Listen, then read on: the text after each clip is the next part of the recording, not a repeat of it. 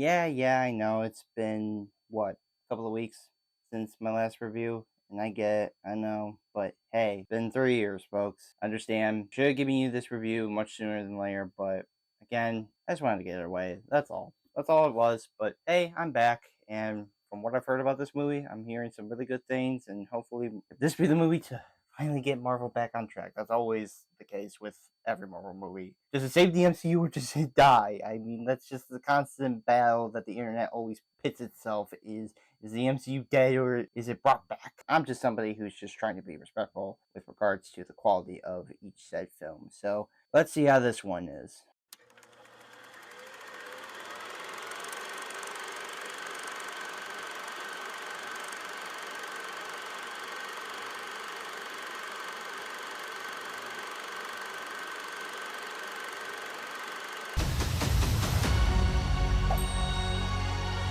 Alexei, have you slept? I'll sleep when I'm dead.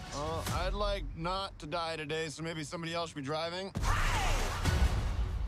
Thunderbolts is directed by Jake Schreier with a screenplay by Eric Pearson and Joanna Calo and a story by Eric Pearson. The film has an ensemble cast that includes Florence, Pugh, Sebastian, Wyatt Russell, Olga, Kurylenko, Pullman, Geraldine, Viswanathan, David Harbour, John-Kamen, and Julia Louis-Dreyfus. According to IMDb's plot synopsis, after finding themselves ensnared in a death trap, an unconventional team of anti-heroes must embark on a dangerous mission that will force them to confront the darkest corners of their past. We have now reached the end of Phase 5, and for most of you, you're probably thinking to yourself, wait, this is the end of Phase 5?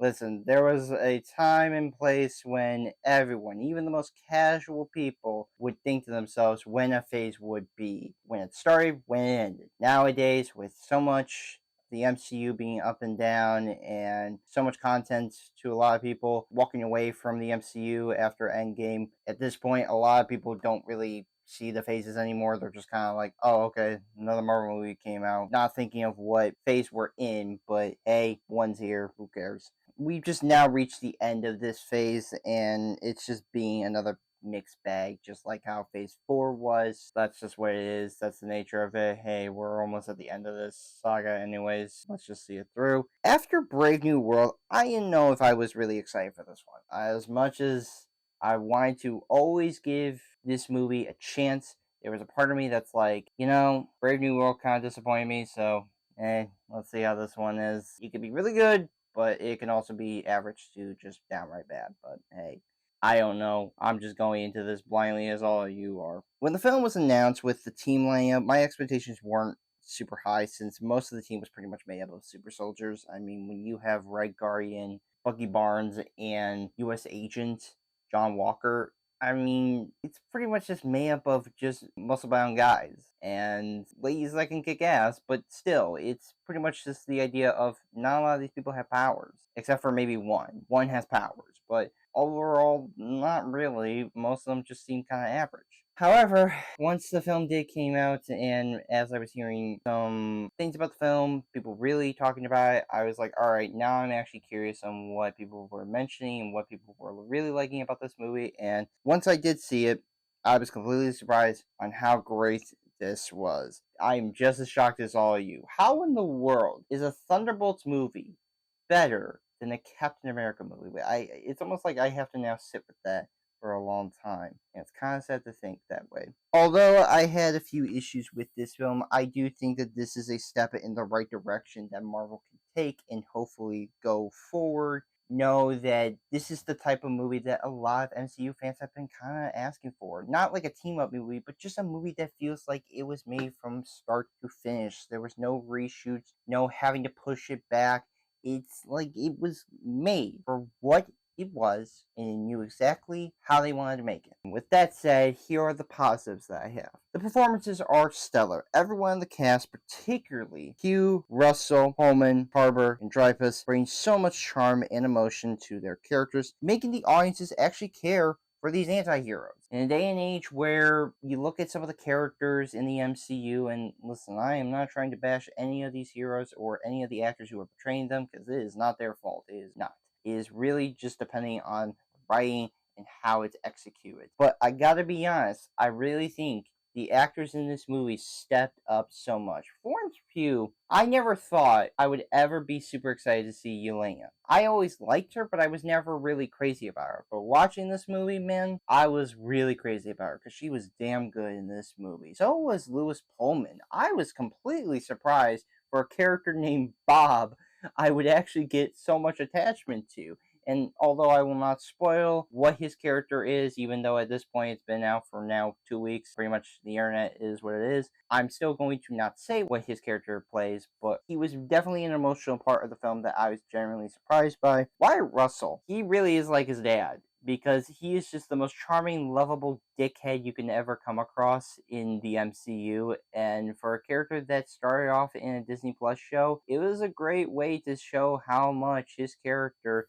has gone from how we saw him in that show to now, because I mean he's just now his own thing. He's not having to live in the shadows of Captain America, although the MCU pretty much everyone makes fun of him for that or questions him. But he always just delivers a stern but also snarky dick attitude that I just found myself enduring to. David Harbour, as much as I was disappointed with how Red Guardian was in Black Widow, he is definitely a really good highlight. He does bring the comedic moments, but when he has to bring the emotional parts, he delivers, and he always sticks the landing every time, and he was always a delight to have on screen. Julie Louis-Dreyfus, who, of course, comedian, really funny actress, but also can play dramatic parts, but rather a comedic actress now playing a sinister villain. She works. I don't know how. For a character that had appeared in Falcon and Winter Soldier and Black Widow, and also in Wakanda Forever, it's kind of funny to see how a character like this, who I thought wasn't going to pose any sort of threat, nor actually be as interesting, really, as they had any intentions of being, she works. She rocks it. She definitely is a character that you just love to hate. You just hate her so much. And I found myself really liking how she went about playing DeFontaine in this kind of way. The direction is strong. Director Jake Schreier infuses the usual Marvel Essentials book, grounding the film in its tone and atmosphere, bringing back the serious style of what Marvel movies used to be. Listen, I am not trying to shade any other directors in the MCU, not at all, but if there is one thing I gotta give Jake Schreier this, is that he brought the down-to-earth aspects of the MCU to what it used to be. And I'm not saying that there can't be cosmic parts or fantastical parts, but what I think makes this movie work is how much he had a vision of a group of anti-heroes who aren't all powerful beings. They are just regular people. Yes, 3 of them have super soldier serums, and 1 can face through walls, but I mean, at the end of the day, how he went about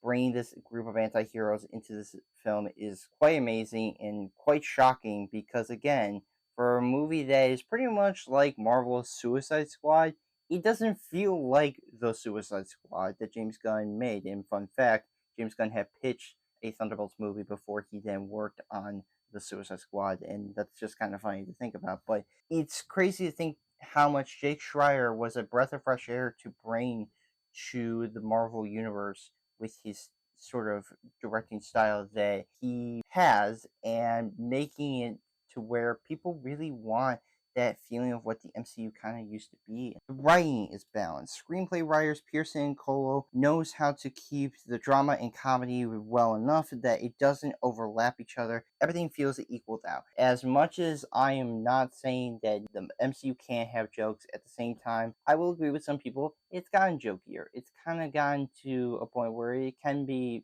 I think, a little too silly at times. So for this movie to have those comedic parts, but really emphasizing the drama and understanding that these are damaged people. This is a movie that has to deal with depression. And while I'm not saying that depression can't have comedic moments, I do wish that moments can be very dramatic. And Pearson and Calo, they understood that. They knew how to balance this out very well, to where they knew when to make fun of it or joke about characters having traumatic pasts, but at the same time really emphasizing how much These people are just broken. They're damaged. They've had a lot of hardships in their lives. This story is deep. Having these anti-heroes with dark pasts trying to work together to take on a powerful foe made for a fun but emotional plot. Having it be effective and impactful for the MCU going forward, I am actually curious on where things can be by the time we get to Doomsday, because with how this movie went about exploring depression, but exploring these characters who've dealt bad hands in their lives,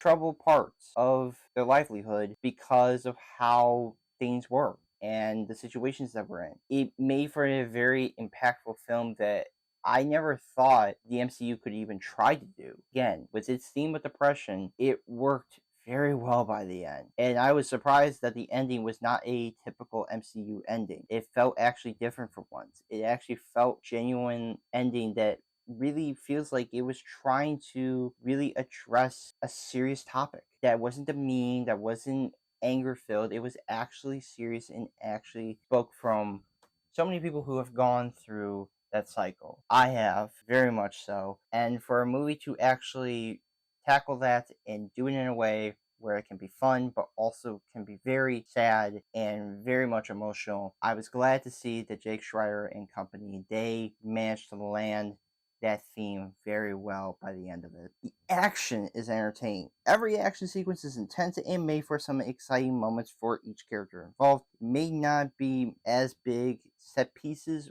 or not many of them, but it adds to the enjoyment factor. Some people can say that isn't super duper memorable action sequences like in Captain America the Winter Soldier or Iron Man or the Avengers or Thor Ragnarok or Spider-Man. You can argue maybe, maybe not. But if there's one thing I cannot deny, the action does add to the factor of how these characters are, how they fight, as well as also showing how much these characters, they're just assholes. They don't care. But at the same time, they're depressed assholes who can fight. And seeing all the characters fight made for a ton of fun, and it was really impressive to see a lot of the action set pieces all feel as fluent as it is. The cinematography is amazing. Cinematographer Andrew Droz Palomar shoots a beautiful and fluent looking film that makes fit within the tone of what it's going for, adding a dark style that most MCU films are today. It's crazy to think that an MCU movie like this can actually go to some dark places and actually touch on some dark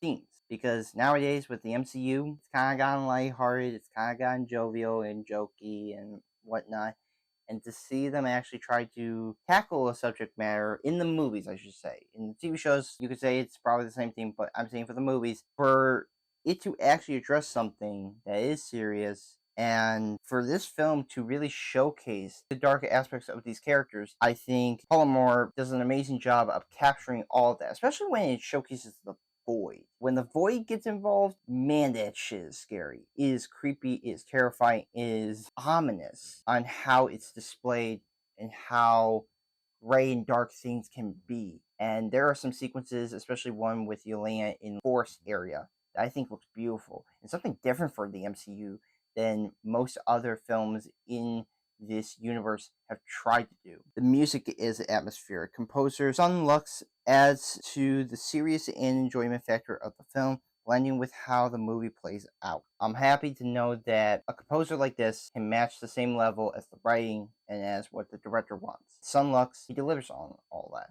He does manage to bring that sense of grittiness, but also that emotional aspect that this movie desperately needs. And for a movie like this to try to do that, it worked. And it's all because of him. He understood what Pearson, Calo, as well as Jake Schreier wanted, and he delivered on that full front. The production is incredible. The effort to make this practical as possible shows in full scale. To the sets, costumes, and stunts, it delivers everything that the MCU fans have been asking for a long time. Not a lot of green screen usage now. I'm not saying that there isn't, nor is there still visuals involved, and I will get to that in a little bit, but I appreciate the fact that this movie actually was trying to be as practical as it can. Because, again, in recent years, we've seen that the MCU, especially in these latest phases, very much a lot of visual effects involved, especially near the end of the movie. It's just one big giant CGI fight. Thankfully, this was a movie that relied on practical usage, stunts, and the costume designs for the characters all fit well. It all looked amazing. And to see that amount of effort being put into a movie like this, it makes you kind of wonder, what has the MCU been doing with this? Seriously, like, where has this kind of level of effort been in their other movies? And it's crazy to think about that, because when you have a movie like this do it, it looks amazing, and you kind of want all those movies to be like this, but they just don't. And I just hope that moving forward, they can do more movies like this with this kind of production quality. For as much as this movie delivers, it's got a few hiccups for me. Here are now the negatives. The visuals are inconsistent. Whenever Ghost uses her powers or showing the void, it looks good. How Ghost's powers and how the Void uses his powers, those didn't bother me. But other times, though, it doesn't. It doesn't always look great with regards to green screen usage or visual effects of characters being thrown around or flying around. It just all looked unfinished. And that's, I think, the sad part is, even with the amount of effort being put in, I just feel like the visual effects were not done yet. And it's very telling, and I wish that there was still time being put into the visual effects, knowing that it can hopefully improve. But as of right now, we got what we got. The impeachment subplot feels unresolved. Though an interesting commentary on our government's policy of impeachment in the process, because Val is being impeached for her involvement in sort of a scientific experiment that she's been trying to create, but it doesn't have a closure. And I feel like they should have had at least a scene that could have at least ended that, because I feel like it just kind of has no resolution. There's no closure. It just kind of ends. Because by the end of the movie, they just wrap up everything so that way it could just end with what happened, versus at the very least adding something that could at least end this subplot, or at least put a pin note on that. It just kind of felt like it never was fully resolved, and it just seems like it's just going to carry over into the next movie, which will probably be Doomsday. The next is Fantastic Four. After this, yeah, who knows? Marvel strikes back with a film that hits with a punch, focusing on troubled individuals, which touches on depression, but still knowing how to have fun. As this phase closes, hopefully the next one can be strong. I'm really hoping that Phase 6 can at least end this multiverse saga on a high note, because these last two phases, like I said, has been a very mixed bag with a lot of ups and downs and having to change and reshuffle everything. But I'm at least happy knowing that something like Thunderbolts can come out and show that Marvel can make something. They don't have to BS people. They can actually make something. It just has to be knowing that they cannot do reshoots, or at the very least, like, so much that it's been reported and documented like Brave New World was. But I just wish and I hope that moving forward, we can have Marvel films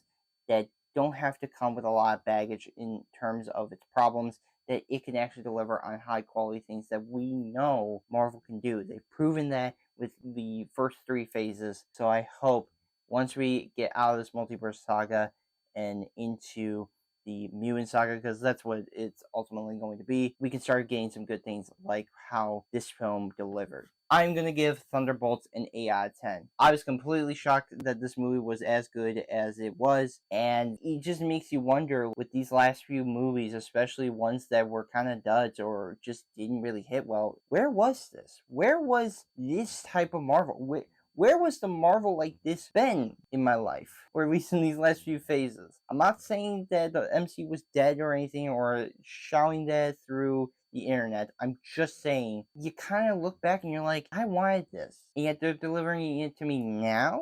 Like, Marvel, please.